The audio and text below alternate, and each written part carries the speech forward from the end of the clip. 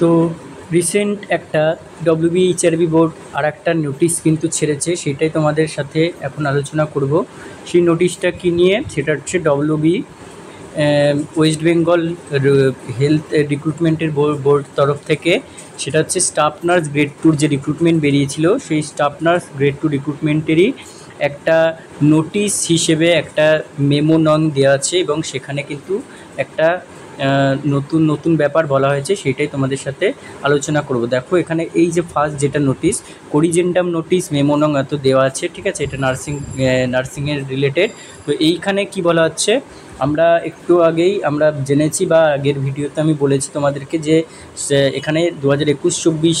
ব্যাচে registration collect করতে বলা হয়েছে 14 আগস্টে এনটিএসকে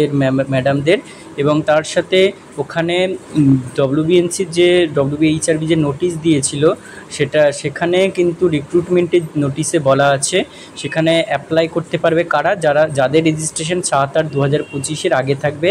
আর একটা জায়গায় লেখা ছিল, মানে রেজিস্ট্রেশনেরই দুটো পয়েন্ট, একটা এ দিয়ে একটা বিসি আর একটা নোটে এ দিয়ে লেখা ছিল ওখানে লাস্ট সাবমিশন অফ অ্যাপ্লিকেশন এর মধ্যে বা এর আগে হলেই হবে। এবার এই নোটিশে কি বলছে দেখো, এখানে government of West Bengal health recruitment board, এখানে ডেটটা দেওয়া আছে, দেখো কত ডেট না, 12ই আগস্ট 2025, অর্থাৎ আজকের কারেন্ট ডেট, ঠিক আছে। এটা হচ্ছে করিজেন্ডাম নোটিশ। দেখো এখানে কি বলছে, It is hereby notified that in both the advertisement Vaid Nong R staff nurses grade 2 এত dated 7/8/2025 and R staff nurses grade 2 basic and post basic BSc nursing art 2025 dated 7/8/25 under the requisite section against clause, এইটা ভালো করে দেখবে, এখানে against clause Nong 3 registration as female or male nurse midwifery from West Bengal Nursing Council for advertisement Nong R staff nurses এত,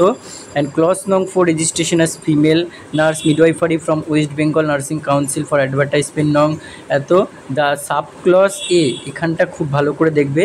এখানটাই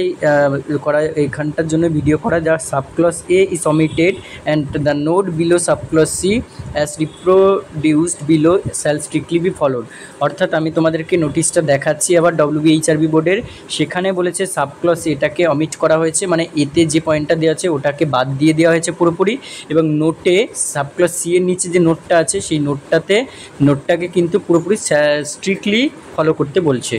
for advertisement নং আর staff nurses grade 2 এত date 7/8 বলছে, দেখো candidates having valid registration certificate ও reciprocal registration certificate issued by West Bengal nursing council as female or male nurse midwifery on the date of publication of this advertisement are only allowed to apply for advertisement Nong R staff nurses grade 2 basic or post basic BSc nursing art 2025 dated এত candidates having valid registration certificate or reciprocal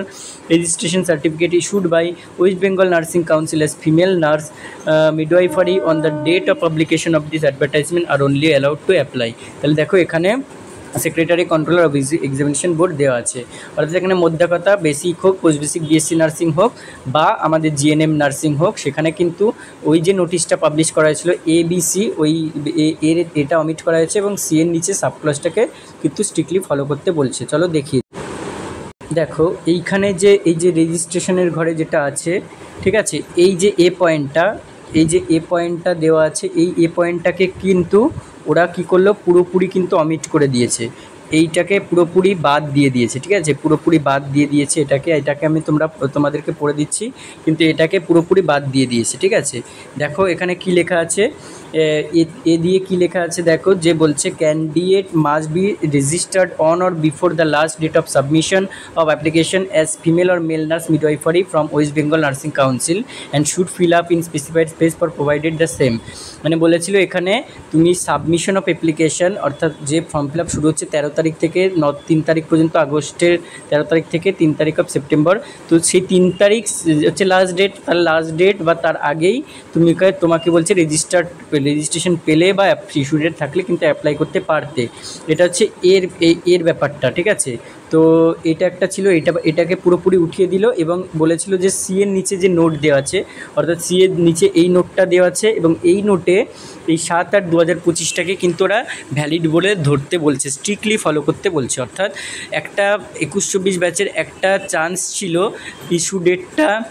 হয়তো 7-8-25-এর আগে বা 3-9-25-এর আগে থাকলেও হতো, কিন্তু এখন কিন্তু স্ট্রিক্টলি বলে দিল যে 7-8-25-এর আগেই হতে হবে, অবশ্যই হতে হবে। এবারে তোমরা